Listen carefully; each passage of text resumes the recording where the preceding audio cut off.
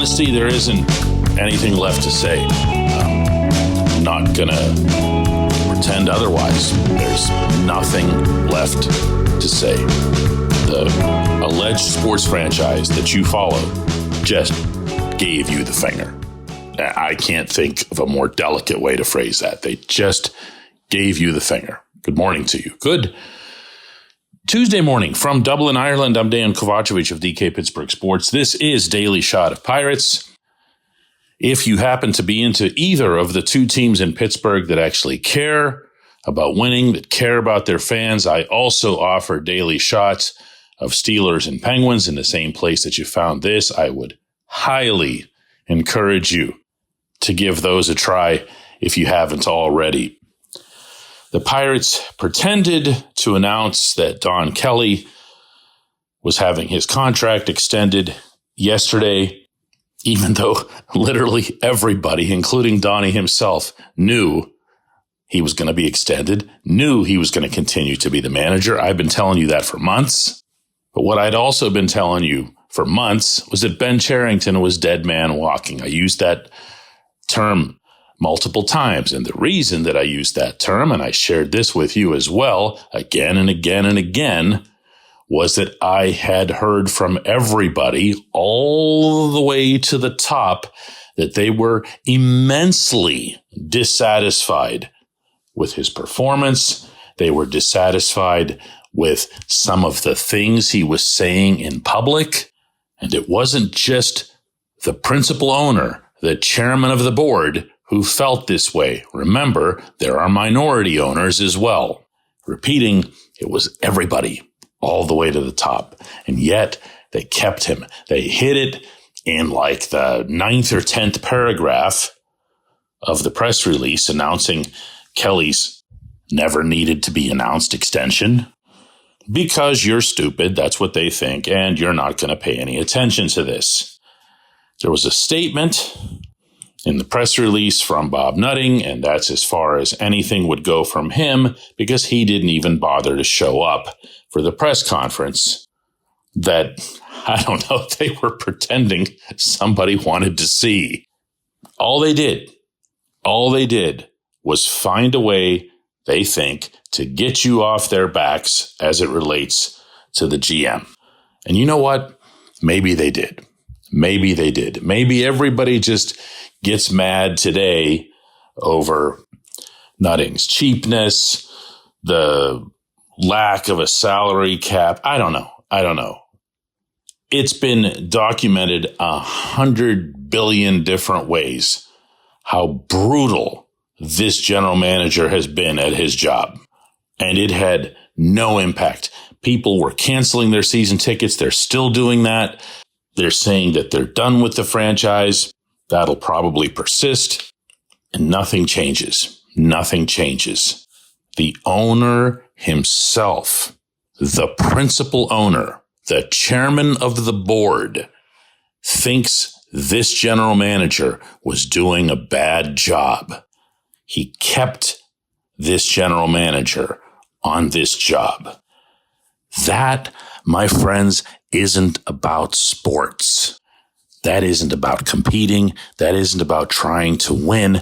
It's not about sports. Something else influences that decision.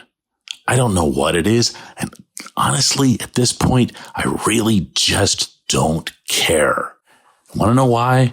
Because my lifelong job has been to cover sports, except when it comes to these clowns.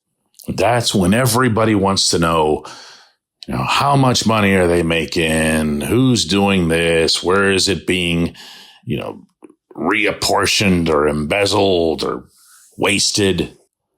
And I'm done. I'm done. I'm tired of it. When Nutting fired Derek Shelton on May 9th, and they allowed Cherington to stand in front of the room by himself and tell everybody that he had fired Shelton, that was a bald-faced lie. I met with the owner at his request. in a room at PNC Park, nobody else in there. Spoke for nearly an hour, back and forth. Nothing off limits in either direction. I just wanted to find out what it was that he was thinking. I wanted to have at least what I felt was the closest to reality to be able to form the fullest possible picture for you as someone who listens to this show or reads my columns. And what I heard that day, you'd never bring this GM back. You'd never even consider it. I'm not talking about now. I'm talking about on that date. He'd have been gone like this. But he wasn't. He was kept around, hamstrung, told what to do, made to be extra careful at the deadline, and nothing changed with the actual team's performance. The only thing that changed was some of the verbiage. At first, Nutting said, and he had told me this several times that day in that meeting, that everything was going to be about 2025. This season was not about to go to waste. He needed to keep everybody focused on the task at hand. 2 months later, 2025 started changing into 2026 in all of the dialogue that came from the GM. Why? Because the team's performance wasn't appreciably better. Don Kelly did as well as he could under the circumstances. I've told you all along, I'm fine with Kelly being the manager. I think he's more than earned a shot to prove himself. If he's not going to get it in Pittsburgh, he's going to get it somewhere else. Good for him. But overall, nothing really changed for the team. It's not like there were other moves or other events that occurred. So this was, very obviously, preordained.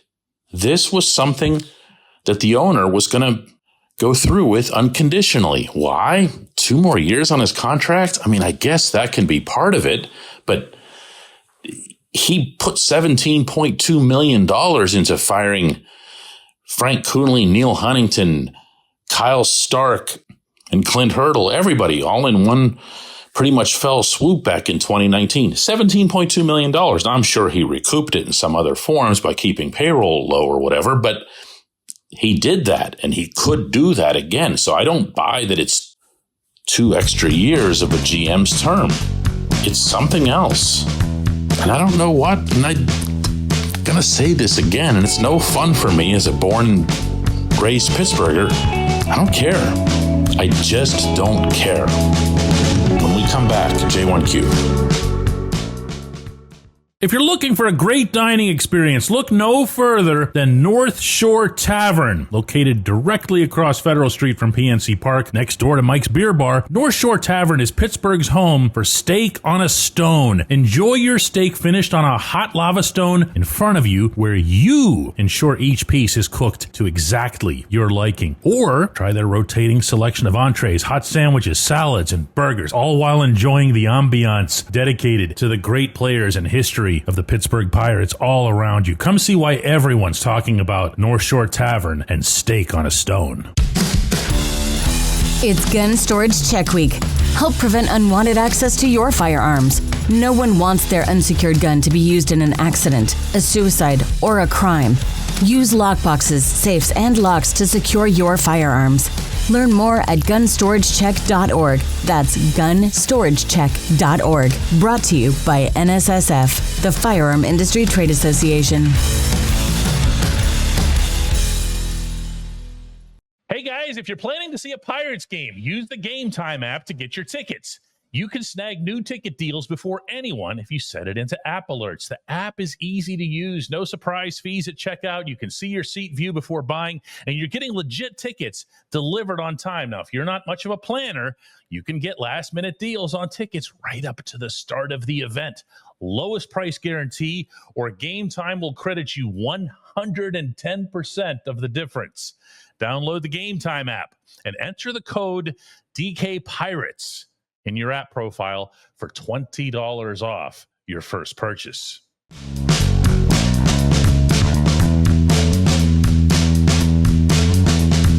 Today's J1Q, a little bit more of a sampling, a reaction. Wilbur says it's my firm belief, for what it's worth, that Bob Nutting plans to slash payroll and wants someone around to do it who he's confident will do what he wants and lie to the fans about what they're up to. Baseball plays no role in these decisions. Wilbur, I know you've followed this team intensely for a lot of years. I'm not shaking my head at anything that you just said there. Makes as much sense as anything else I've tried to put together. Andy says, I could take or leave the Pirates and baseball in general, but I really feel bad for the diehard fans that are left. There is really no hope for that franchise. Rats says, all of Pittsburgh's teams have been losing and falling short, in my opinion. All three have been failing. The Pirates most of all. The future looks bleak for Pittsburgh sports. Rats, yours is going to be one that I responded to because there's a massive difference between what the Steelers and Penguins do and what the Pirates do. Steelers and Penguins are trying. They have a plan. They care. They have real cultures based on real achievements that don't date to prehistoric times. Pardon me for this one, but they have fan bases that are far more demanding than what the Pirates fans are. Pirates fans, they get mad. They wag a finger at the owner. They say he's cheap. They're correct to do so on both counts, but that's where it stops. That's where it stops. It's not anywhere that's simple, but that's where it stops. And that's how they get away with it. That's how they get away with 6 years of gross mismanagement of baseball operations from top to bottom. We can talk about payroll all day, but the team that just finished the Major League Baseball season with the very best record is based in a market that is 2/3 the size of Pittsburgh and a payroll that isn't much bigger than the Pirates. Other than being based in Pittsburgh and wearing the same colors, there is no commonality between the Steelers and Penguins and what the Pirates are doing, because they're not even a sports franchise. They're a business enterprise. They're in this principally to make money. That's it. And you can rest assured that whatever reason there is for keeping Cherington on board, somewhere in there, very significantly so, is money. John says, I've never seen anything like this in all of major sports. While I do think that Nutting is not a smart person, and I really mean that, it's not just a pot shot, he's also shameless. What a 1,000% loser. John, to your point about not having seen something like this in all of major sports, it's because it's not a sports story. They're not a sports entity, not at the top of the list. They're in this to try to make money. Anything else that happens along the way, well, great, whatever. But it's not motivated by sports. It's not centered on sports. The final one here comes from Todd, who says, the whole reason I'm here on DK Pittsburgh Sports, listening to your shows, reading your columns, is for the Pirates coverage. I've followed you since your Post-Gazette days, but if you dropped the Pirates, I wouldn't blame you, and I wouldn't leave. I can still keep up with the Steelers here. Well, Todd, I'm going to be honest with you. I don't know what's going to come of this. I'm still in Ireland. I'll be flying back to Pittsburgh later today, and I'll be focused hard in something of I'd call it a 60-40 split between the Steelers and the Penguins. The Steelers are in full swing. They're 3-1 heading into their bye week. The Penguins are about to open up their season in Manhattan. But if you do the math on that, the 60 and the 40, there's nothing left. I'm not interested in this. This doesn't push my buttons anymore. This doesn't get me going. And the reason for that, at the risk of being repetitive, is that it's not about sports. It's not about sports. The name of our company is DK Pittsburgh Sports. This whole storyline isn't about sports. I'm not a private investigator. I'm not a CPA. I'm not somebody who, if they threw all their books in front of me, I'd be able to pick apart decimal points. And every time I do try to just focus on the baseball, I'll get and will get, as a company, derided for being part of the scam. I could show you who knows how many correspondences in this vein. Why are you doing this? Why are you legitimizing what they're doing? Now, I could come back tomorrow morning and say the exact same thing. I could come back on Thursday and say the exact same thing, and Friday, and then say, hey, we're going to come back on Monday and we're going to keep talking about this. But I don't have it. I'm going to take a break from this. I have no idea where it's going. I'm trying to figure out what to do with the coverage in general. But this, what we're doing is a waste of our time, of our resources as a company. Not to get into too much detail here, but it's very, very, very expensive covering baseball, as much as the other two teams combined, whereas they account for the overwhelming majority of our revenue between the Steelers and Penguins. So what are we doing here? What are we doing? They're taking enough people for dummies. They're not going to take me for one. I'm going to say this again from earlier in the program. I would ask you nicely, politely, respectfully, check out the other two shows. Check out the other two teams in town. They aren't perfect. My goodness, the Steelers weren't perfect here over the weekend in Dublin. The Penguins haven't made the playoffs in a while. They had a young man, first-round pick last night, who shined in Detroit in a preseason game. Real live skill coming along. He's still a teenager.